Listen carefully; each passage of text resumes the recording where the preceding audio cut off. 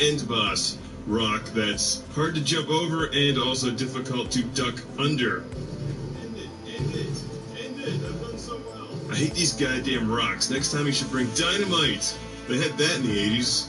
This is impossible. Asshole game. Now, if you can ever make it through the rock level, you get to the jumping over the primitives level in an attempt to save your girlfriend. Just don't jump into the pot that she's about to be boiled alive in. That's bad. Instead of saving my girlfriend, I ended up in the pot boiling alive with her. Well, it's togetherness. Alright, let's try this again. Jungle Hunt is kind of neat, but it does get repetitive quickly. I think I enjoyed this game a lot more back in the day. I had it on my Atari 2600. But I did feel good when I finally saved her. Yay! Hooray for me! Give me points. Yes! Yes! The music here is great. The 5200 version of the game is not bad. The controller doesn't help, but it still looks and sounds better than the Atari 2600 release. I better be handsomely rewarded for that. After you save your lady friend, you repeat the levels again, except the next time they're even harder. There's things swinging on the vines with you. The mutated sharks have laser beams. Well, at least I think they do. And yes, the rocks get even harder. Great.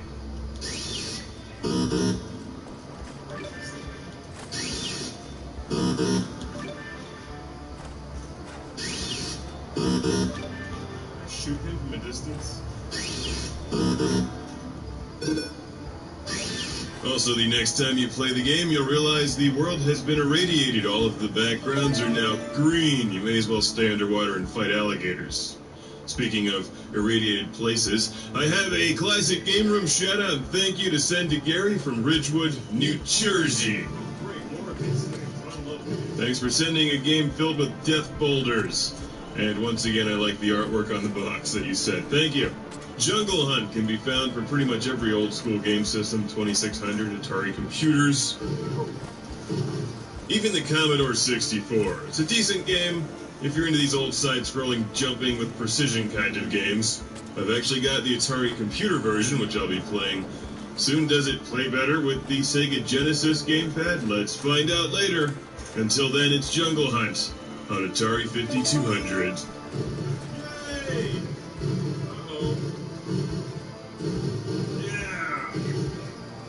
I've outsmarted a boulder. Except for that one. Come on.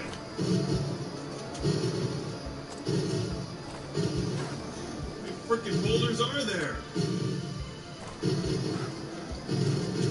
No! You suck! Just let her get eaten alive. I don't care.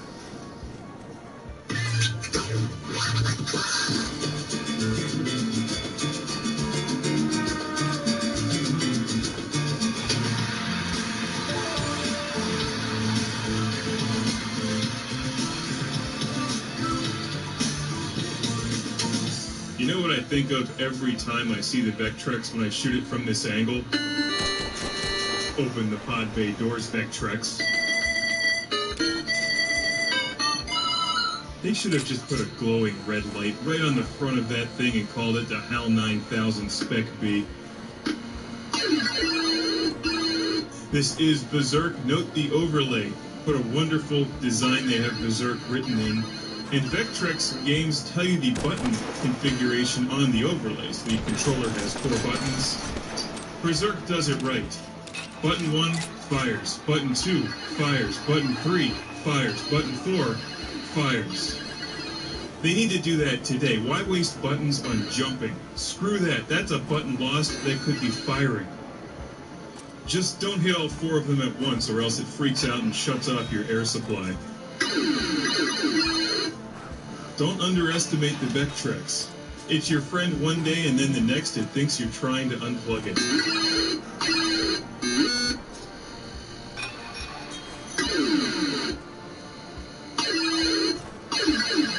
Yeah, pardon in my gameplay during the Berserk review, my controller actually has a small issue with it, which doesn't affect games like Mindstorm at all.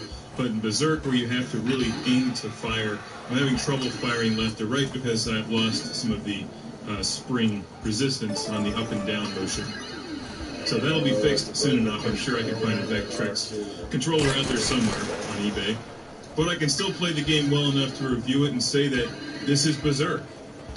It's really, pretty much the same as Berserk on the Atari 2600, except it uses vector graphics and looks especially cool because it's on the Vectrex.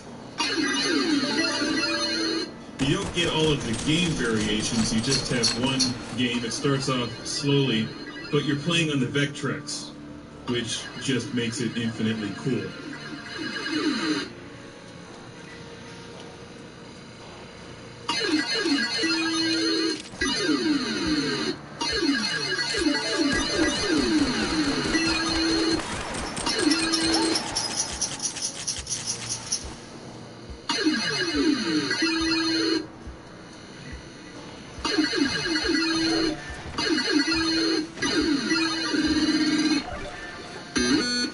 Got you, humanoid. That's just awesome.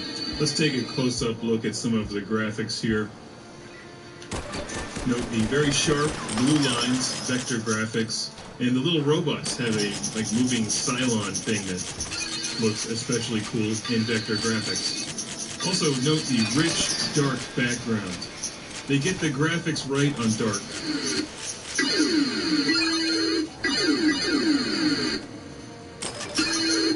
It may look like the characters are glowing and that the entire screen flickers a bit on the video. That's not really apparent when you're playing the actual Vectrex. That's more of an effect you get when you're actually filming it. Although it looks very similar, note that you get bonus points for clearing out each wave of enemies, and then Evil Auto clears you off the board at the end, which is particularly evil in vector graphics. I always like it when they walk into the walls and just give me 3 points. Less work for me. I don't even need to mention the obvious, but I'm going to anyway. If you have a Vectrex, you should have Berserk. To find a copy with the overlay is not terribly difficult. Oh, that guy just machine gunned me. Damn. Doesn't this game remind you of Tron? I need to get my controller fixed so I can fire right. Stupid vector-based graphics robots. That's Berserk, a timeless classic made even more timeless when it's on the ultra-timeless Vectrex. Now I'm going to do the vector graphics safety dance around Otto and see what happens.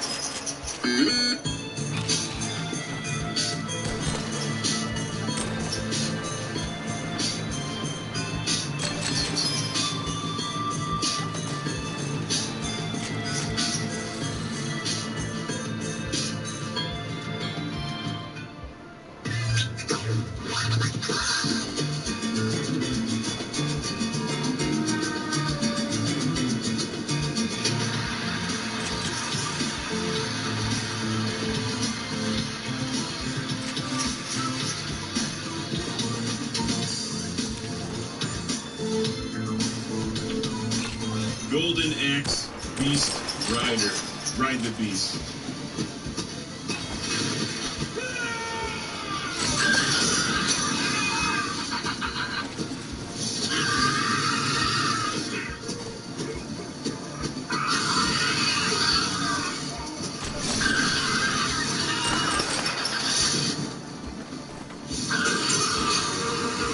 Now here's a game that I don't think I've heard anything positive about from anyone. I'm recording this in the middle of 2009, and by now the price has dropped to the point where this is a budget game. It costs less than many downloadable games. And it's not that bad. It's fairly mediocre on most accounts, but if you can pick this game up for 10 or 20 bucks, you'll get some good hack and slash burning people with monsters kind of fun out of it.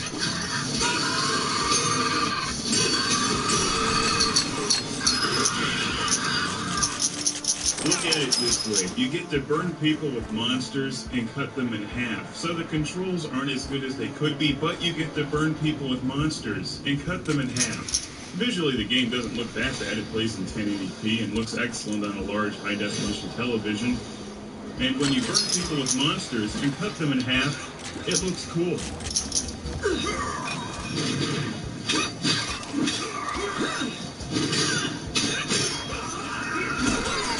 By the way, did I mention that you get to burn people with monsters and cut them in half? If I didn't, let me just say it again. You get to burn people with monsters and cut them in half.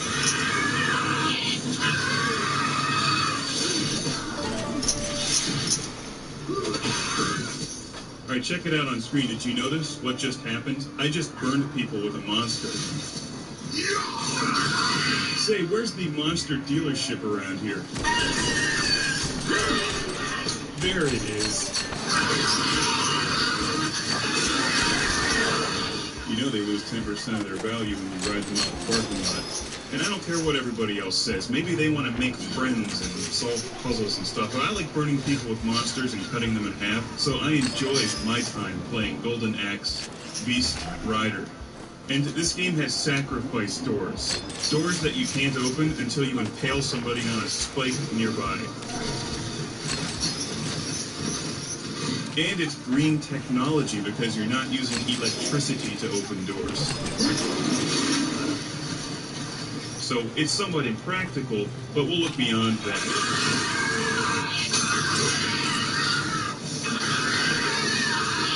Now, there are some problems with the game, and if you're going to nitpick it, visually the game does start to look the same after a while. All the backgrounds start to blend together. It's got that whole Conan the Barbarian kind of feel to it. And that's not bad. That's a good thing, usually. In the combat department, it actually has a lot in common with the original Golden Axe from the Sega Genesis days in the arcade. Theoretically, at least. One major rule applies: you do not want to get surrounded by enemies. Then it becomes very difficult to defeat them. You want to try to pick them off one at a time. Also, it has little gnomes that you beat around and get magic and health.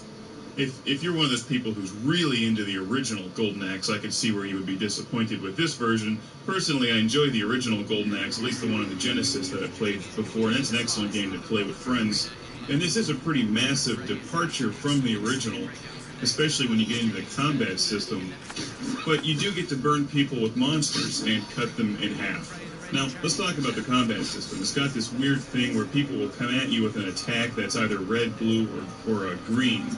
If you can react in time and hit the proper button, you will perform a counter move and then have a more powerful attack afterwards. So if they come at you with a blue attack, you hit the R1 button on the PS3 controller, block it, and then you have a more powerful attack. For watching the PS3 version, this game is also available for Xbox 360. This does sort of slow down combat a bit, makes it clunky. It's not nearly as fluid as, say, the Wolverine game I reviewed recently, where you just hack and slash with just fluid, non-stop movement. This one is more like a hack and slash, that then you need to back off, watch your enemies block, attack.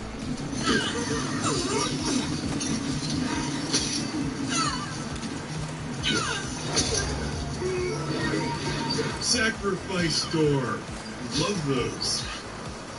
They need to have those at Lowe's.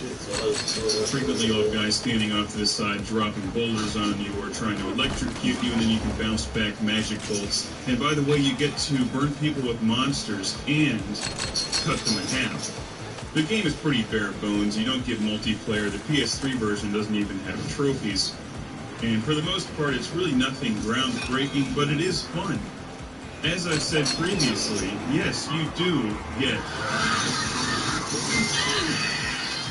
to burn people with monsters and cut them in half. It can be an acronym. It's a book. What? Anyway, I tried writing this down. TBPWMACTIH. Needs more vowels. Golden Axe Beast Rider.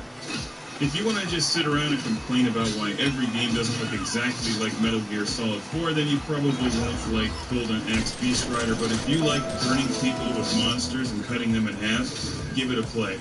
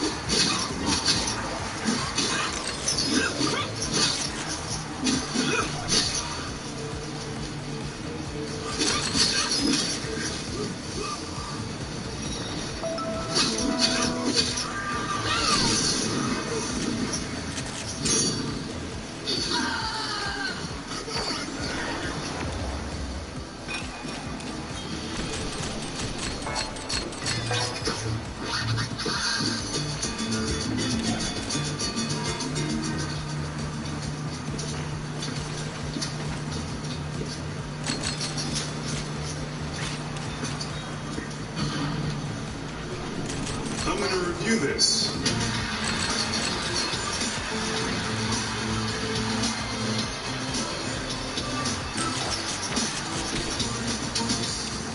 I've got my pop-up bottle opener, a bottle of root beer, and discs of Tron. It's time to rock the grid. The first thing that you probably notice about this arcade machine is how big it is. This is the first sit-down arcade cabinet that I've ever reviewed on Classic Game Room. And what a game to review. It's discs of Tron from Bally Midway, based on the incredible Tron movie, one of the best movies ever made.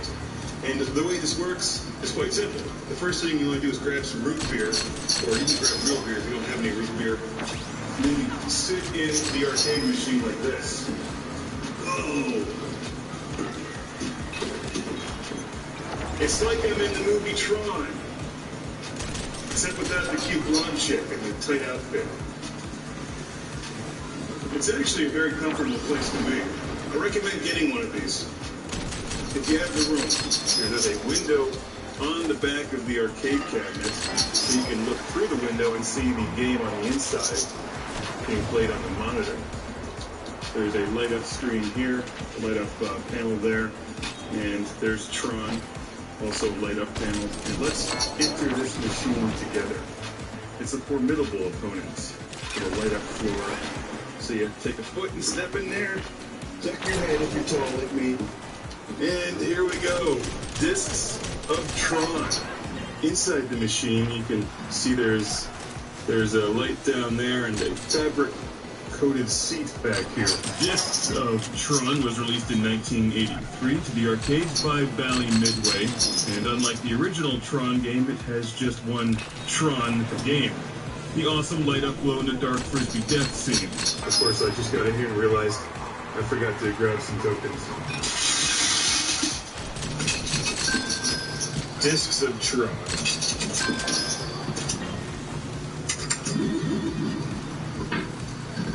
Discs of Tron is a well-known game for those who have played it because it's incredibly cool, especially these sit-down cabinet versions. While this was ported to some other game consoles like the Intellivision, it's rare to find an actual sit-down Discs of Tron machine anymore. You play the game by moving Tron around with the joystick, and there's a trigger on the joystick over here, which throws the discs of Tron. You control the aiming of the discs using this thing over here. So you're doing two things at once. In order to get the best sound possible, I attached the mic to my hat.